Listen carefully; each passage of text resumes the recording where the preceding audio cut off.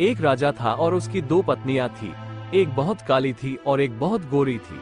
जो गोरी थी उसको अपने गोरेपन का बहुत घमंड था और जो काली थी वह बहुत भोली थी। उन दोनों में एक समानता थी कि उन दोनों को कोई संतान नहीं थी। राजा बहुत दुखी रहता था क्योंकि उसको लगता था कि मेरी भी कोई संतान होनी चाहिए।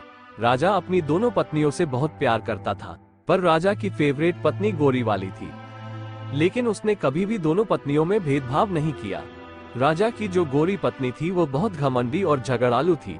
घर के सब काम राजा की काली पत्नी से करवाती थी और वह बेचारी सब काम कर लेती थी, पर राजा को कुछ नहीं बताती थी। एक दिन राजा की दोनों पत्नियों का बहुत बड़ा झगड़ा हुआ और राजा की गोरी पत्नी ने काली पत्नी को महल से निकाल दिया।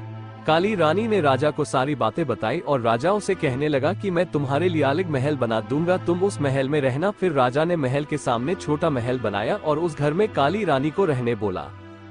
एक दिन राजा दूसरे राज्य में घूमने के लिए जा रहा था तो उसने अपनी दोनों पत्नियों से कहा कि तुम दोनों को क्या क्या सामान चाहिए, मुझे बता दो, मैं तुम दोनों के लिए लेकर आऊंगा। तब राजा गोरी पत्नी के पास गया और उसे कहने लगा कि तुम्हें बाजार से क्या चाहिए। तो वह बोली, मुझे मेकअप का सारा सामान चाहिए। फिर वह काली पत्नी के पास गया और उसे कहने लगा कि तुम्हें बाजार से क्या चाहिए। फिर वह राजा से बोली कि मुझे एक छोटा बंदर चाहिए। वो बोला कि ठीक है, मैं लेकर आऊंगा, कहकर राजा वहां से चला गया। अगले दिन राजा दूसरे राज्य गया और उसने वहां से सारा सामान ले लिया और अपनी दोनों पत्नियों को उनका सामान दे दिया। राजा की काली पत्नी उस बंदर को देखकर बहुत खुश हो गई। वो बंदर उस रानी का सारा काम करता था, उसके साथ खेलता भी था। वो काली रानी उस बंदर को अपने बच्चे जैसा प्यार करती थी। एक दिन अचानक काली रानी बहुत बीमार हुई, पर उसे देखने राजा नहीं आया। बंदर को बहुत गुस्सा आया और वो राजा के महल चला गया। राजा से कहने लगा कि मेरी माँ जैसी रानी को देखने आप क्यों नहीं आए। बंदर के डांटने के बाद अगले दिन राजा रानी को देखने के लिए घर आता है। दवाई और खाने पीने की चीजें देकर चला जाता है। वो रानी उस बंदर को बताती है कि मुझे संतान होनी चाहिए थी।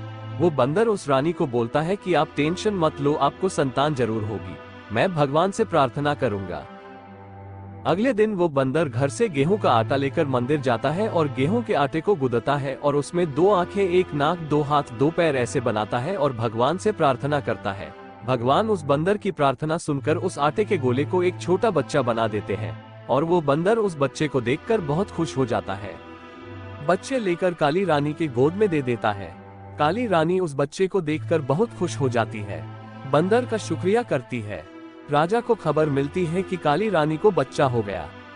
राजा बहुत खुश हो जाता है, उसकी खुशी का कोई ठिकाना नहीं रहता।